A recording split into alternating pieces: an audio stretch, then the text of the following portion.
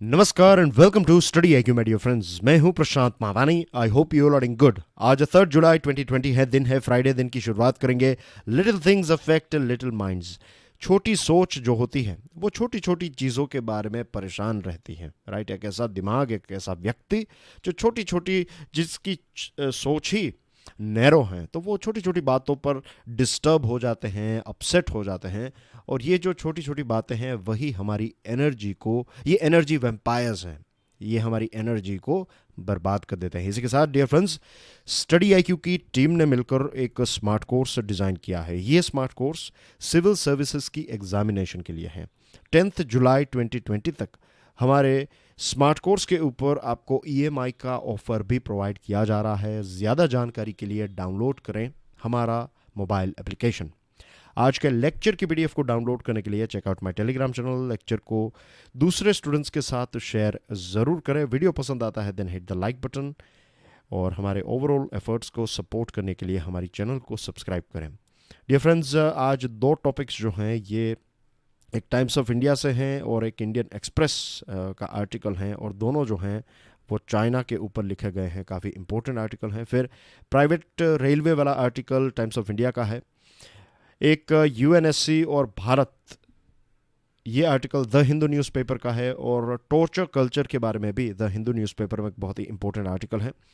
एक और आर्टिकल है जिसका ब्रीफ मैं आपको प्रोवाइड करूंगा, इजी टू अंडरस्टैंड है। उसके लिए मैंने एक तस्वीर का इस्तेमाल किया है, काफ़ी इंटरेस्टिंग तस्वीर है वो, तो विल टॉक अबाउट इट। और लास्ट में फिर कुछ न्यूज़ आइटम्स को भी देख लेंगे। Dear friends, as citizens our actions belie our feelings. इसका मतलब क्या है?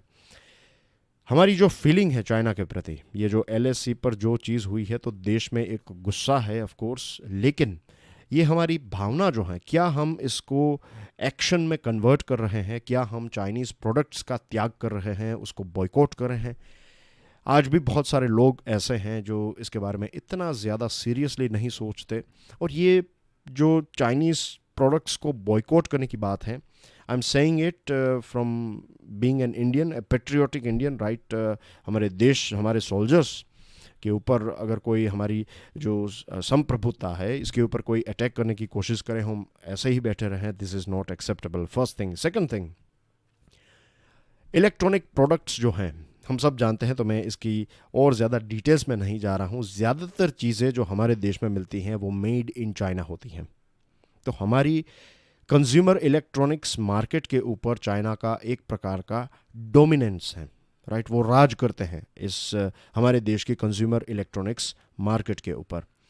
क्या आपको पता है कि ये कंज्यूमर इलेक्ट्रॉनिक्स मार्केट, जो चीज़ें हम चाइनीज़ प्रोडक्ट्स जो ख़रीदते हैं, तो ये खरीदी से जो प्रॉफिट पैदा होता है, इसी प्रॉफिट का इस्तेमाल चाइना को इतना प्रॉफिट होता है, इतना फंड उनको मिलता है कि भारत और चाइना के बीच में जो बॉर्डर है, पूरी बॉर्डर के ऊपर जो मिलिट्री एक्सपेंडिचर करना है, उसके लिए पर्याप्त पैसे जो हैं वो चाइना को एक ही मार्केट से मिल जाते हैं। इसका मतलब क्या हुआ कि हमारी ही जो रिक्वायरमेंट है, हमारी वांट्स और नीड्स जो हम चाइना से पूरी करते हैं, इससे जो प्रॉफिट पैदा होता है, यही प्रॉफिट से वो हथियार खरीदते हैं, और वही हथियारों से हमारे ही भाई, हमारे ही सोल्जर्स जो हैं, उनकी हत्या करते हैं वो लोग। तो क्या अब हमें चाइनीज़ प्रोडक्ट्स को बॉयकॉट नहीं करना चाहिए? ऑफ कोर्स करना चाहिए। दूसरी चीज़, और कुछ ऐसे पॉइंट्स हैं जिसके बारे में मैं आपके साथ विस्तार से चर्चा करने वाला हूँ, राइट। भारत सरकार ने जो 59 चाइनीज़ ऐप्स को बैन किया है, तो इससे भारत सरकार ने एक स्ट्रॉन्ग सिग्नल हमारी डिफेंस सिस्टम को भेज दिया है कि आप बॉर्डर के ऊपर अगर इनके साथ फाइट कर रहे हैं, तो इकोनॉमिक फ्रंट के ऊपर भारत सरकार आपके साथ खड़ी है। हम उनके ऐप्स को बैन कर रहे हैं। दूसरी चीज़, भारत सरकार ने इंफॉर्मेशन टेक्नोलॉजी एक्ट में एक सेक्शन 69A है जिसका इस्तेमाल किया, और इसमें क्लियरली दिया गया है इस इंफॉर्मेशन टेक्नोलॉजी एक्ट में, और ख़ास करके सेक्शन 69A में, कि अगर भारत की संप्रभुता के ऊपर, इंडिया की सॉवरेनिटी के ऊपर अगर कोई भी चीज़ ऐसी होती है, तो उस पर्टिकुलर चीज़ को ब्लॉक करने का अधिकार जो है वो भारत सरकार का है। फिर एक और इंटरेस्टिंग चीज़, इनफैक्ट 2-3 इंटरेस्टिंग चीज़ आपके साथ शेयर करना चाहूँगा। आपकी स्क्रीन के ऊपर ये जो तस्वीर है न्यूज़पेपर की, इसका नाम है the guardian. One of the best newspapers in the world में इसका नंबर आता है, राइट। ये जो गार्डियन है, उनकी जो जर्नलिज्म, उनके एथिक्स और सारी चीज़ें जो हैं, जहाँ तक मेरी नॉलेज है, यूके का न्यूज़पेपर है ये। और वन ऑफ द बेस्ट माना जाता है। ऑब्जर्वर जो है वो संडे को आता है, पूरे वीक द गार्डियन नाम से आता है, और द संडे ऑब्जर्वर या ऐसा कुछ नाम है, भूल गया मैं, लंबा टाइम हो गया है, but anyway one of the best माना जाता है। गार्डियन ने क्या बताया था अपने एक रिपोर्ट में, और ये रिपोर्ट 2019 का रिपोर्ट है। इस 2019 के रिपोर्ट में गार्डियन ने ये बताया कि टिकटॉक जो है, बहुत सारे लोग हैं ना, यंगस्टर्स, भारत के यंगस्टर्स ये कहते हैं कि टिकटॉक को क्यों बंद किया, अब हम क्या करेंगे, and things like that. The thing is कि ये टिकटॉक की जो ऑनर कंपनी है, इसका नाम है बाइटेडांस, राइट, बाइटेडांस या ऐसा कुछ नाम है। एनीवे ये जो टिकटॉक कंपनी है वो वहाँ की सरकार के साथ मिली हुई है, चाइनीज़ गवर्नमेंट के साथ मिली हुई है। और टिकटॉक में जो तियाननमेन स्क्वायर, इनकी हिस्ट्री आपको पता होगी, अगर नहीं पता है तो स्टडी IQ की चैनल के ऊपर सिद्धांत अग्निहोत्री ने इसके ऊपर वीडियोस बनाए हैं, और दूसरे हिस्ट्री के वीडियोस भी आपको हमारी चैनल के ऊपर से मिल जाएंगे, आप इसके बारे में ज़्यादा डिटेल्स जान सकते हैं। फिर तिब्बत के साथ जुड़े हुए टॉपिक्स, ऐसे जो वीडियोस थे, ये वीडियोस जो हैं वो टिकटॉक ने हटा दिए क्योंकि ये एंटी चाइना थे।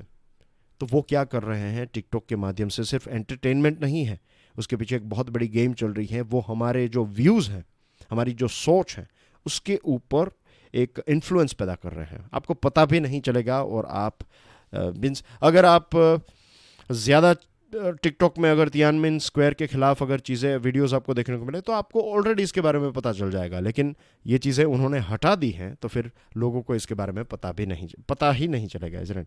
फिर चाइना का जो नेशनल इंटेलिजेंस लॉ है, उसमें ये चीज़ है कि जो भी चाइनीज़ कंपनी है, टेक्नोलॉजिकल कंपनी, अगर चाइना की गवर्नमेंट को कोई असिस्टेंस चाहिए, कोई कॉरपोरेट मीन्स कोऑपरेशन चाहिए, अगर उनको कोई डेटा चाहिए एक्सेट्रा, तो वो आपको देना पड़ेगा। ये कितनी डेंजरस बात है। सेकंड थिंग, चाइना का जो साइबर सिक्योरिटी लॉ है, इसमें भी यह है कि all companies must accept supervision from the government. यहाँ पर भी गवर्नमेंट का कंट्रोल है। टिकटॉक ने अपनी प्राइवेसी पॉलिसी जो है वो फरवरी 2020 को अपडेट की, और इस अपडेट में ये है, it allows the company to take large amount of data of Indians, including metadata pertaining to location, mobile carriers, browsing history, and share it with law enforcement, including China. ये China के, हमारा जो data है, भारत के लोगों का, user का data जो है, ये सारा डेटा, मेटा डेटा, सारी चीज़ें वो चाइना की एनफोर्समेंट एजेंसीज या फिर उनकी गवर्नमेंट के साथ वो शेयर करता है ये टिकटॉक। तो हमें इसके ऊपर और ज़्यादा काम करना चाहिए। ग्लोबल टेक्नोलॉजी लीडरशिप पर हम राज कर सकते हैं, लेकिन कहीं ना कहीं मुझे ऐसा लगता है कि हमारे अंदर वो हिम्मत नहीं रही है। व्हेन आई से हमारे अंदर, मैं देश की बात नहीं कर रहा हूँ, I am talking about innovators जो इस फील्ड में हैं। शायद एजुकेशन में कोई वीकनेस रही होगी कि हमारे जो यंगस्टर्स हैं वो उतने ज़्यादा आउट ऑफ द बॉक्स चीज़ों के बारे में नहीं सोच पा रहे हैं, या फिर उतना साहस नहीं कर पा रहे हैं। बहुत सारे ऐसे साहसिक लोग हैं, तो उनको फंडिंग नहीं मिल रही है, उनको वो सपोर्ट नहीं मिल रहा है। तो एक ही इसका रास्ता है, कुछ ऐसे पॉइंट्स हैं जो हम डिस्कस करेंगे, लेकिन इकोसिस्टम, पूरी इकोसिस्टम, हमें आईटी की इकोसिस्टम यहाँ पर डेवलप करनी पड़ेगी, और ख़ास करके एक गोल्डन ट्रायंगल, जहाँ पर एक तरफ हो यूनिवर्सिटीज़, एक तरफ हो कंपनीज़, और एक तरफ हो गवर्नमेंट ऐसी पॉलिसीज़ बनाए कि वो यूनिवर्सिटी में R&D के लिए पैसे दे, गवर्नमेंट कंपनीज़ के स्टार्टअप के लिए, कंपनीज़ के प्रोग्रेस के लिए रूल्स एंड रेगुलेशंस, पॉलिसीज़ बनाए। यूनिवर्सिटीज़ जो हैं उनको कंपनीज से फंडिंग मिले, यूनी का जो रिसर्च है उसका फ़ायदा कंपनी और गवर्नमेंट उठा सके। तो ये सेटअप जो है वो हमें करना होगा। अब सोचिए कि हम कितने डिपेंडेंट हो गए हैं।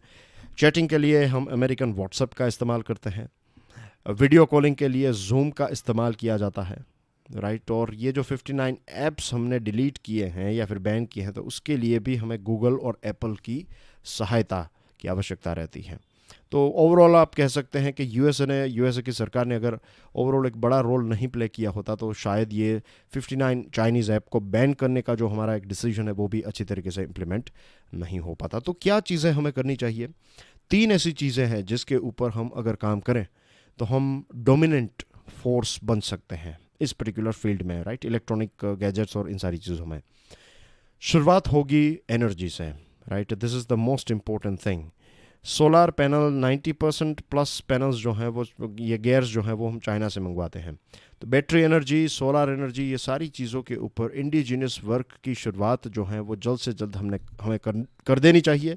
एनर्जी में जब तक आप दूसरे देशों के ऊपर डिपेंडेंट रहेंगे तो फिर हम वल्नरेबल रहेंगे। I give you one example. West Asia में अगर दो देशों के बीच में कोई इश्यू होता है तो पेट्रोल की प्राइस बढ़ जाती है वो, और पेट्रोल की प्राइस जब बढ़ती है तो हमें मेरे और आपके जेब में से एक्सपेंसेस जो हैं वो बढ़ जाते हैं। पूरी इकोनॉमी के ऊपर इसकी इम्पैक्ट देखने को मिलती है। आप जस्ट सोचिए कि पूरे देश के जितने भी कॉमर्शियल सेंटर्स हैं, रेसिडेंशियल सेंटर्स हैं, रेसिडेंशियल हाउसेस और सोसाइटीज़, आपके व्हीकल्स, सारी चीज़ें अगर इलेक्ट्रॉनिक व्हीकल के ऊपर और इलेक्ट्रिक रिन्यूएबल पावर के ऊपर आ जाए तो क्या हमें ऑयल ख़रीदना पड़ेगा? नो, ना के बराबर ख़रीदेंगे। और इसका मीन्स आप सोचिए कि हम एक इंडिपेंडेंट हो जाएंगे, इज़न्ट इट? हम किसी के ऊपर निर्भर नहीं रहेंगे।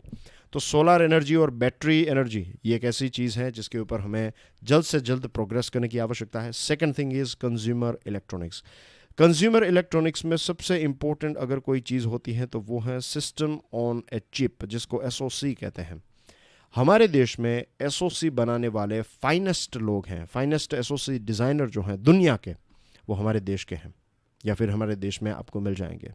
तो इनको ग्लोबल प्लेटफॉर्म से या फिर नेशनल प्लेटफॉर्म के मीन्स जहाँ पर भी वो हैं उनको ढूंढिए। उनको ढूंढने के लिए एक आत्मनिर्भर ग्रांड चैलेंज तैयार किया जा सकता है जिससे हम बेस्ट टैलेंट जो हैं उनको हंट कर सकें, उनको सपोर्ट प्रोवाइड कर सकें और फिर हमारे देश में ही हम finest of the finest, best quality की SoC बनाएं।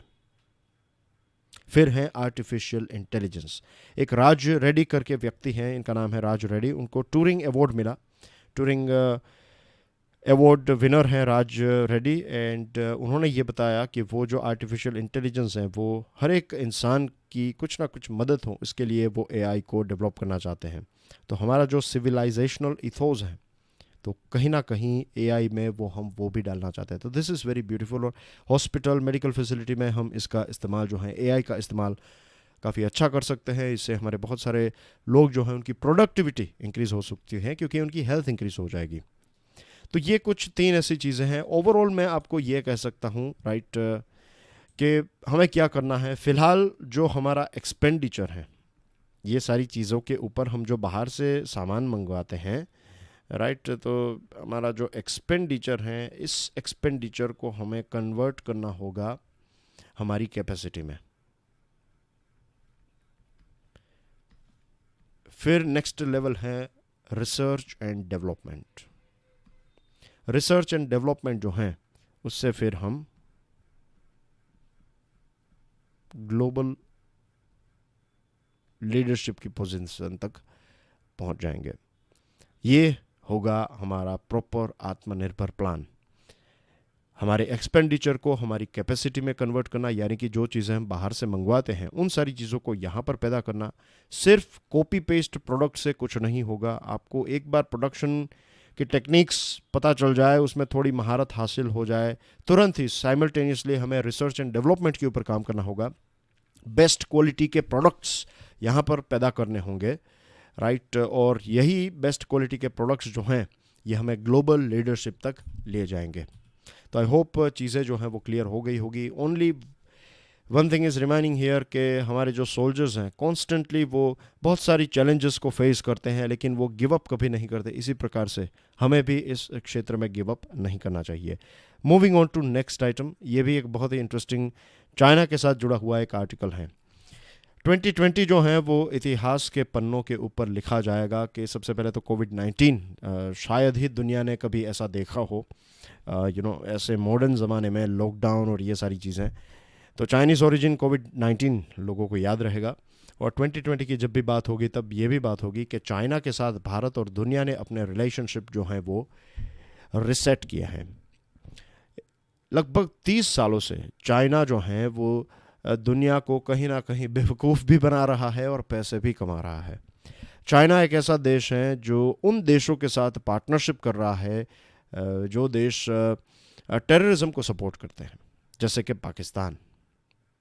चाइना इलीगली टेक्नोलॉजी की चोरी भी करता है। एप्पल का कोई नया फ़ोन अगर लॉन्च होता है तो उसी का डुप्लीकेट जो है वो आपको चाइना में कुछ ही टाइम के बाद मिल जाएगा, क्योंकि चाइना में अगर आप इस प्रकार की चोरी करते हैं तो कोई भी मीन्स वहाँ पर पकड़ने वाला आपको कोई नहीं है, आप आराम से ये सारी चीज़ें जो हैं वो कर सकते हैं। अब लग रहा है कि धीरे धीरे दुनिया की आंख जो हैं वो खुलने लगी हैं, और एक लंबी नींद के बाद अब दुनिया को पता चला है कि चाइना जो है इनके पास पैसे आ गए हैं, और अब ये एक बहुत ही डेंजरस देश जो है वो बन चुका है। हमारे देश में मैन्युफैक्चरिंग के बारे में अभी हम बात कर रहे थे, तो उन्होंने काफ़ी एक डोमिनेंस कर लिया। अब वो हमारी आईटी सेक्टर को भी डोमिनेंस यानी कि यहाँ पर राज करना चाहते थे, उनका फोकस यही था। उन्होंने लगभग ये डिजिटल इंडिया जब से सरकार ने लॉन्च किया है, डिजिटल इंडिया प्रोग्राम, तो हमारे देश में काफ़ी सारी कंपनीज जो हैं स्टार्टअप और इनोवेशन काफ़ी फ्लरिश हुए हैं, और बहुत सारी चाइनीज़ कंपनी ने कुछ पिछले 5 सालों में $3 बिलियन जितना इन्वेस्टमेंट जो है वो उन्होंने हमारी स्टार्टअप्स में किया है, यूनिकॉर्न्स में किया है। यूनिकॉर्न्स 30 यूनिकॉर्न्स में से 18 यूनिकॉर्न्स ऐसी हैं जिसमें चाइनीज़ इन्वेस्टमेंट है। चाइना हमारी वीक प्राइवेसी और डेटा प्रोटेक्शन रेगुलेशन का भी बहुत फ़ायदा उठाता आया है। हमारा डेटा चोरी करके ले जाना, इससे पहले की डिस्कशन में जो हम बात कर रहे थे, तो ये सारी चीज़ें क्यों हो रही है, क्योंकि हमारे देश में वीक प्राइवेसी और डेटा प्रोटेक्शन रेगुलेशन है। एक रिपोर्ट के हिसाब से Chinese funding to Indian tech startup is making an impact disproportionate to its value given the deepening penetration of technology across sectors in India. These are investments made by nearly 24 Chinese tech companies that have funded 92 Indian startups. China is embedded in Indian society, the economy and the technology ecosystem that influences it. China जो है वो बहुत ही deeply finance करके बहुत सारी companies के अंदर पहुंच गया है, हमारी सोसाइटी तक पहुंच गया है, हमारी टेक्नोलॉजिकल इकोसिस्टम तक पहुंच गया है। दूसरी एक चीज़ है कि अगर हम 2010-11 की बात करें तो चाइना चाहता था कि चाइना जो है उनका स्टाफ जो है ये यूएनसीआईआरपी यानी कि United Nations committee for internet related policies CIRP में अपना स्टाफ जो है उसको और ज़्यादा वहाँ पर फिट करना चाहता था चाइना। जैसे कि WHO में आज बहुत सारा चाइनीज़ स्टाफ है, तो उनके काम करने का तरीका और सारी चीज़ें WHO की जो है वो कॉम्प्रोमाइज़ हो गई हैं because of this too many Chinese people, या फिर जो स्टाफ है वो चाइनीज़ से भरा पड़ा है। तो वो UNCIRP में भी यही करना चाहते थे। उस टाइम पर किसने उनकी मदद की बताया है? भारत सरकार उस टाइम पर इस चीज़ में उनका सपोर्ट कर रही थी। लेकिन अब हमें पता चला कि वो हमारी एक बहुत बड़ी गलती थी। ऑफ कोर्स लकीली ये चीज़ उनका सपना जो है वो साकार नहीं हो पाया, लेकिन ये लक की बात रही। हमने तो उस टाइम पर 2010-11 में एक इतना कोई खास स्टैंड नहीं लिया एज़ पर दिस आर्टिकल। अब दुनिया का और भारत का रिलेशन चाइना के साथ जो है वो रिसेट हो चुका है ऑफ कोर्स, और all we need to do is tougher privacy and data protection policy. और इससे पहले जो डिस्कशन की वो सारी चीज़ें, इसका कुछ ना कुछ सॉल्यूशन है। फिर बात करें इंडियन रेलवेज़ के बारे में। अगर आप daily financial news analysis follow करते हैं तो ये रेलवे के साथ जुड़ी हुई जो खबर थी, न्यूज़ आइटम जो थी, वो हमने कल डिस्कस की थी। आज इसके ऊपर एक एडिटोरियल टाइम्स ऑफ इंडिया में हमें पढ़ने को मिल रहा है। तो इंडियन रेलवे ने ये डिसाइड किया है कि अब हमारी पटरियों के ऊपर इंडियन रेलवेज़ में पहली बार ऐसा होगा कि प्राइवेट ट्रेन्स आपको देखने को मिलेगी।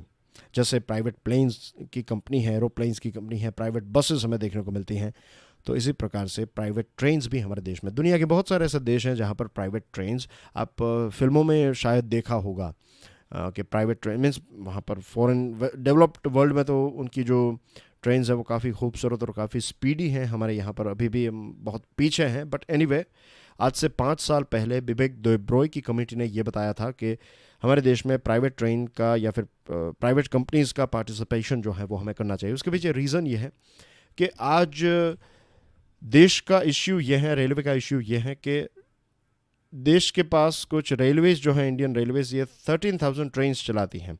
जितनी डिमांड है उससे अगर देखें तो रिक्वायरमेंट कितनी है? रिक्वायरमेंट है 20,000 ट्रेन्स की। तो यहाँ पर एक बहुत बड़ा गैप है। तो अगर प्राइवेट पार्टिसिपेशन इसमें होता है तो दैट्स अ गुड थिंग। तो प्राइवेट पार्टिसिपेशन के लिए 109 पेयर्स ऑफ रूट्स हैं, फिर 35 ईयर का कॉन्ट्रैक्ट होगा। आप रेलवे का इंफ्रास्ट्रक्चर इस्तेमाल कर पाएंगे। अगर पावर और एनर्जी को इस्तेमाल कर रहे हैं तो उसका रेंट होगा, उसका जो भी कंजम्पशन है वो पे करना है, और जो भी प्रॉफिट है उसमें से एक पार्ट जो है वो रेलवे को देना है। 30,000 करोड़ का इन्वेस्टमेंट इसमें हो सकता है। कंपटीशन से ऑफ कोर्स कंज्यूमर का फ़ायदा होगा। जो इंडियन रेलवे है, गवर्नमेंट की रेलवेज और ट्रेन्स, उनकी भी फैसिलिटीज़ इंप्रूव होगी जब प्राइवेट कंपटीशन होगा। दूसरा जो एक इश्यू है वो ये है कि रेलवेज़ में हमें जो सब्सिडी मिलती है, हमें लगता है कि रेलवे की टिकट्स तो बहुत ही रीज़नेबल हैं, बहुत ही चीप है। यहाँ से वहाँ जाना है तो 50 रुपये, 100 रुपये, 200 रुपये, 500 रुपये, ये सारी टिकट्स हैं। लेकिन क्या आपको पता है कि ये सब्सिडी जो है, इसके पैसे कहाँ से आते हैं? इसके पैसे आते हैं फ्रेट में से। फ्रेट यानी कि जो मालगाड़ी है, जो सामान है, वो जो उसकी प्राइस रीज़नेबल जो होनी चाहिए, वहाँ पर हम एक्स्ट्रा पैसे लगाते हैं, और उन एक्स्ट्रा पैसों से हम इसकी सब्सिडी, ताकि लोग जो हैं वो खुश रहें। तो ये एक कल्चर बन चुका है, लोगों को खुश रखना, यानी कि रादर दैन उनको रियलिटी दिखाना कि अगर आपको ट्रैवलिंग करना है तो फ्री नहीं होगा, आपको जो राइट अमाउंट है वो पे करनी पड़ेगी। रेलवे का भी प्रॉफिट होना ही चाहिए। लेकिन एक बार आप लोगों के अंदर आदत डाल दी है तो ये आदत जो है वो इतनी ईजिली नहीं जाएगी। Railway needs to clean up its account जो है वो काफ़ी एक रेलवे में एक लतारजी भी है, एक ब्यूरोक्रेसी भी है, एक डिसीजन मेकिंग जो है वो काफ़ी बहुत ही स्लो है रेलवे में। तो ये एक बहुत बड़ा इश्यू भी है रेलवे का। तो best thing that is required is regulator. हमें कुछ ऐसे रेगुलेटर्स चाहिए। रेगुलेटर्स यानी कि एक ऐसी बॉडी होनी चाहिए जो प्राइवेट पार्टिसिपेशन के ऊपर नज़र रखें, रेलवे के ऊपर नज़र रखें, और सारी चीज़ों को स्मूथली बनाने का एक पूरा जो प्लान है, एक पूरा स्ट्रक्चर जो है वो अभी से ही हमें तैयार। तो बेसिकली मैं यही कहूँगा कि प्रिपरेशन इज़ द की। ये तभी सक्सेस होगा, ये प्राइवेट पार्टिसिपेशन, जब आप थरोली प्रिपेयर्ड होंगे। सारे छोटे बड़े एंगल से, अलग अलग एंगल से चीज़ों को देखना है, सॉल्व करना है। जो भी प्रॉब्लम्स हो सकते हैं, तो जो प्रॉब्लम्स होंगे उनको तो सॉल्व करना ही पड़ेगा, लेकिन जो हो सकते हैं उनके सॉल्यूशन पहले से ही हमें निकालने की कोशिश करनी चाहिए। Moving on to next item. In an uncertain world, a seat at global high table. आपको पता है कि 1 जनवरी 2021 से भारत जो है ये यूनाइटेड नेशन सिक्योरिटी काउंसिल का 2 सालों के लिए नॉन परमानेंट मेंबर के तौर पर काम करेगा। उस टाइम पर होपफुली कोविड-19 ख़त्म हो गया होगा, यूएसए को या तो मिस्टर ट्रंप या फिर कोई नए प्रेसिडेंट मिल गए होंगे, और दुनिया का एक नया शेप भी, not in terms of physical world लेकिन पॉलिटिकल वर्ल्ड में, जियो पॉलिटिक्स में भी पता नहीं चाइना का क्या होगा। ये सारी चीज़ें हैं। अभी 6 महीने का वक्त है। ये कुछ 8th टाइम, 8वीं बार हम इस जगह पर पहुँचे हैं, यूनाइटेड नेशन सिक्योरिटी काउंसिल के नॉन परमानेंट मेंबर के तौर पर। सबसे बड़ा टॉपिक जो होगा वो होगा एक्सपांशन, कि यूनाइटेड नेशन सिक्योरिटी काउंसिल जो है इसका एक्सपांशन हो, इसमें परमानेंट मेंबर जो हैं, वो जो परमानेंट सीट्स हैं, इसका एक्सपांशन हो। इसके बारे में भी मैं अभी आपको बात करूंगा। इलेक्शंस कैसे होते हैं? इलेक्शंस जो है वो जनरल असेंबली में इसकी वोटिंग होती है, और नॉन परमानेंट मेंबर की बात कर रहा हूँ, और 2/3 जितनी मेजोरिटी आपको चाहिए। Right, remember this thing. मैंने इससे पहले भी आपको बताया था। इसके ऊपर से आपको आराम से एक प्रश्न जो है वो पूछा जा सकता है। इससे पहले जब हमारा सिलेक्शन हुआ था या फिर इलेक्शन हुआ था, तो उस टाइम पर जगहें खाली नहीं थी, लेकिन कज़ाकिस्तान ने उस टाइम पर अपनी सीट छोड़कर भारत को सीट दी। अफ़गानिस्तान ने इस टाइम पर ऐसा किया है कि अफ़गानिस्तान ने वो जो इलेक्शन है उसमें वो खड़ा नहीं रहा। उन्होंने भारत को बताया कि आप आगे जाइए, क्योंकि भारत की एक रेपुटेशन है कि इंडिया जो है वो एक फ्रेंडली देश है, और बैलेंस्ड पोजीशन लेकर चलता है इंडिया। तो ये रेपुटेशन जो है, शायद इसीलिए कज़ाकिस्तान ने इससे पहले और अफ़गानिस्तान ने इस टाइम पर भारत के लिए अपनी जगह जो है वो छोड़ दी। भारत को कुछ 192 टोटल वोट्स में से 184 वोट्स मिले। एक चिंता का विषय यह भी है कि वे कौन से देश थे जिन्होंने हमें वोट नहीं दिया या फिर हमारे विरोध में वोट दिया, वो भी एक सोचने वाली बात है। हमारे permanent representative of India, new permanent representative of India to UNSC हैं टी.एस. तिरुमूर्ति, और टू यूएन है टी.एस. तिरुमूर्ति, और मीन्स वो काफ़ी मीन्स इस फील्ड के एक्सपर्ट हैं, इस फील्ड में उन्होंने काम किया है, तो कोई डाउट नहीं है उनकी कैपेबिलिटीज़ के ऊपर। ये सिर्फ नाम मैंने आपको इसलिए बताया ताकि आपको इसके बारे में पता भी हो। Comprehensive convention on international terrorism, इसकी शुरुआत भी भारत ने की थी, लेकिन आज तक दुखद बात है कि यूनाइटेड नेशन टेररिस्ट कौन है, टेररिज्म क्या है, इसको भी डिफाइन नहीं कर पाया। भारत आतंकवाद से पीड़ित एक देश है, तो भारत के लिए एक बहुत बड़ा एक बहुत बड़ी प्रायोरिटी भारत की यही होगी कि टेररिज्म के ऊपर आगे चलकर काम हो।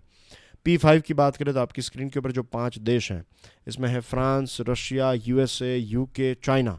ये 5 देश परमानेंट मेंबर्स हैं, इनके पास हैं वीटो पावर। वीटो पावर का बहुत बार उन्होंने गलत इस्तेमाल भी किया है। ये 5 देश में अगर आप देखें तो चाइना और रशिया अलग देश हैं और उनका USA के साथ इश्यू चल रहा है एंड थिंग्स लाइक दैट, ये सारी चीज़ें हैं। लेकिन जब भी परमानेंट मेंबरशिप को एक्सपांड करने की बात आती है, तब ये पाँचों के 5 देश जो हैं वो एक ही स्वर में कहते हैं कि ये ऐसा नहीं किया जा सकता। भारत ने बहुत सारा काम किया है, भारत की रिस्पेक्ट भी काफ़ी अच्छी है, लेकिन भारत को परमानेंट मेंबर बनाएंगे तो ये अभी तो मुमकिन नहीं है, एक वक्त लगेगा। और मुझे और एक आर्टिकल याद आ रहा है, इससे पहले कुछ दिनों पहले हमने बात की थी, आई थिंक सैयद अकबरुद्दीन साहब ने ये आर्टिकल लिखा था, डोंट रिमेंबर द नेम, लेकिन ये पता है कि बड़े बड़े चेंजेस नहीं हो सकते, छोटे छोटे कंटिन्यूस आपको चेंजेस जो हैं वो करते जाने हैं, तभी जाकर आपको कोई बड़ा रिजल्ट फ्यूचर में जा देखने को मिलेगा। भारत का जो एक भारत की एक रेपुटेशन जो है वो ये भी है कि भारत का इन्फ्लुएंस काफ़ी अच्छा है। परमानेंट मेंबर्स के बाद अगर कोई इन्फ्लुएंशियल कंट्री है तो वो भारत है, ऐसा बताया जाता है। तो यही इन्फ्लुएंस का इस्तेमाल हमें दुनिया को और ज़्यादा इक्वल बनाने में यूज़ करना चाहिए। Moving on to torture culture, dear friends, ये आर्टिकल लिखा है अजीत प्रकाश शाह साहब ने। वो दिल्ली और मद्रास हाई कोर्ट्स के चीफ जस्टिस रह चुके हैं। उनका पर्सनल एक्सपीरियंस वो यहाँ पर शेयर कर रहे हैं कि ये जो पूरा जो तमिलनाडु के बारे में हम कल बात कर रहे थे, टॉर्चर के बारे में, पुलिस रिफॉर्म्स के बारे में मैंने कल आपसे डिस्कशन की थी। तो टॉर्चर जो है वो एक पुलिस कल्चर, हमारे देश में पुलिसिंग जो है उसका कहीं ना कहीं एक कल्चर बन गया है। हमारे देश की हिपोक्रेसी देखिए, हिपोक्रेसी यानी कि कहते कुछ और हैं, करते कुछ और हैं। 2017 में हमारे अटॉर्नी जनरल जिनीवा में United Nations human right council को एड्रेस करते हुए उन्होंने ये बताया कि हमारा देश भारत गांधी और बुद्धा का देश है, इसमें कोई हिपोक्रेसी नहीं है। ये सच बात है, लेकिन उसके बाद उन्होंने जो बताया वो ये है कि India believes in peace, non-violence and upholding human dignity. As such, the concept of torture is completely alien to our culture and it has no place in governance of the nation. कि torture जो है वो कहीं पर आपको देखें, this is text book example of hypocrisy. Torture जो है ये एंडेमिक है, ये एक सिस्टमिक प्रॉब्लम है हमारे देश का। 1997 में हमने UNCAT को साइन किया, लेकिन आज तक हमने इसको रेटिफाई नहीं किया है और इसकी वजह से बहुत सारे ऐसे टेररिस्ट हमारे देश में नहीं आते इन द सेंस उनको भेजा नहीं जाता। दुनिया की कुछ, आई थिंक स्वीडन का वो टेररिस्ट था जो उस व्यक्ति ने ये बताया कि अगर मुझे भारत भेजोगे तो वहाँ पर मुझे टॉर्चर किया जाएगा। If I am not wrong, यही उस पर्टिकुलर व्यक्ति ने बताया था, उनके वकीलों ने ऑफ कोर्स, और फिर वो भारत नहीं, उस देश ने उस व्यक्ति को यहाँ पर नहीं भेजा क्योंकि भारत ने इसको रेटिफाई, ये UNCAT जो है इसको रेटिफाई नहीं किया है। I think if I am not wrong, Vijay Mallya भी एक स्टैंड इसी चीज़ के ऊपर ले रहे हैं कि अगर मुझे भेजा जाएगा तो वहाँ पर मुझे टॉर्चर किया जा सकता है, और UK जैसे देश ने इसको रेटिफाई किया है तो आप मुझे कैसे टॉर्चर करने भेज सकते हैं। तो ये जो हमारी जो इस प्रकार की वीकनेसेस हैं, इसका गलत इस्तेमाल भी बहुत सारे लोग जो हैं, गलत लोग करते हैं। प्रिवेंशन ऑफ टॉर्चर बिल, बातचीत हुई, सारी चीज़ें हुई, लेकिन फाइनली लैप्स हो गया। फिर जो एक अश्विनी कुमार हैं जो हमारे एक लॉ मिनिस्टर रह चुके हैं, उन्होंने फिर से सुप्रीम कोर्ट में गए, सुप्रीम कोर्ट ने रिजेक्ट किया, फिर से सुप्रीम कोर्ट ने गए, तो वही सुप्रीम कोर्ट जो इन सारी चीज़ों को लेकर एक स्टैंड लेती आई है, इसी सुप्रीम कोर्ट ने इस बिल को रिजेक्ट कर दिया, इस स्टैंड को रिजेक्ट कर दिया कि ये पॉलिसी मैटर है, आप हमारे पास लेकर मत आइए, आप इसको पार्लियामेंट के माध्यम से गवर्नमेंट पास कर सकती है, हम नहीं। रादर दैन सुप्रीम कोर्ट को ये कहना चाहिए था कि हमारे देश में टॉर्चर जो है वो हो रहा है, तो इसके ऊपर सरकार क्या कर रही है और क्या करना चाहिए, थिंग्स लाइक दैट, लेकिन ऐसा कुछ किया नहीं। एंड टॉर्चर टुडे, ऐसा भी एक हैशटैग ट्रेंडिंग टॉपिक चल रहा है। और ब्लैक लाइव्स मैटर काफ़ी फेमस हुआ। आपको पता है कि जॉर्ज फ्लॉयड के ऊपर एक पुलिस वाला जो है वो रोड के ऊपर 8 मिनट से भी ज़्यादा टाइम जो है उसकी गर्दन के ऊपर अपना पाँव रख कर बैठ गया था। वो बता रहा था जॉर्ज फ्लॉयड कि मैं सांस नहीं ले पा रहा हूँ, लेकिन फिर भी ऐसे केसेस जो हैं वो हमारे देश में भी होते रहते हैं। एक रिपोर्ट मेरे ध्यान में आई थी और कुछ 1700 प्लस लोगों की कस्टोडियल डेथ हुई है हमारे देश में 2019 में। तो इसकी एवरेज अगर हम निकालें तो लगभग कितनी 5 लोग हर रोज़ हमारे देश में कस्टोडियल डेथ से मरते हैं। तो इसके ये एक बहुत बड़ा और सीरियस टॉपिक है।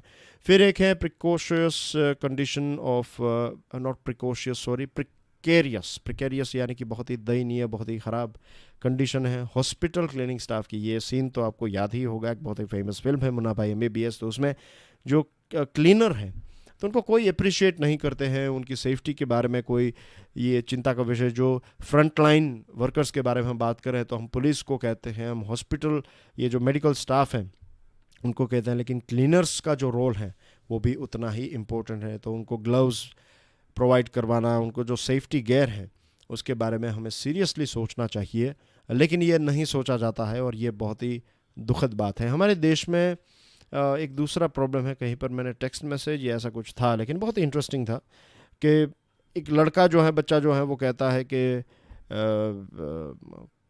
कचरे वाले आए हैं या फिर कचरा वाला आया है ऐसा। तो फिर उनकी जो मदर हैं वो कहती हैं कि कचरे वाले तो हम हैं, हम कचरा पैदा करते हैं, वो तो सफाई वाले हैं, they are cleaners right.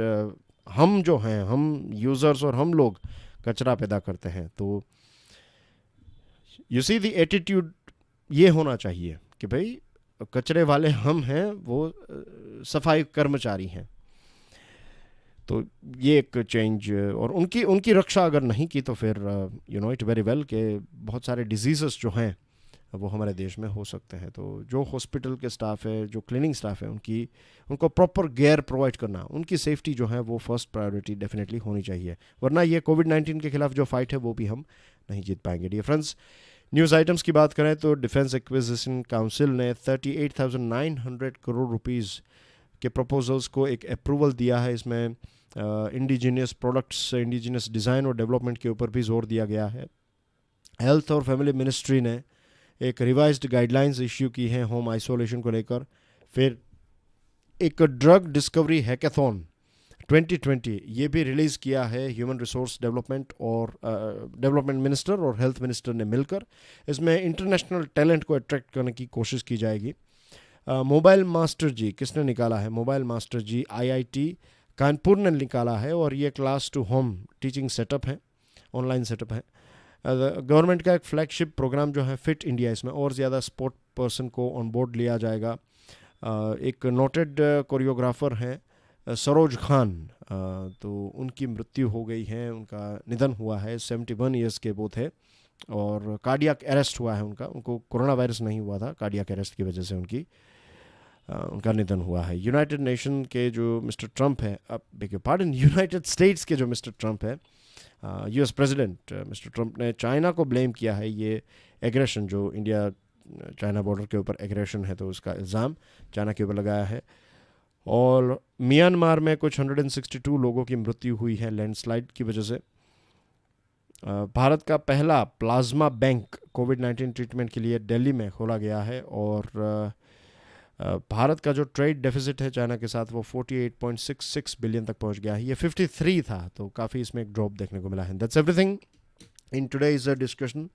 Thank you very much for watching this video को दूसरे स्टूडेंट्स के साथ शेयर ज़रूर करें। वीडियो पसंद आता है तो हिट द लाइक बटन।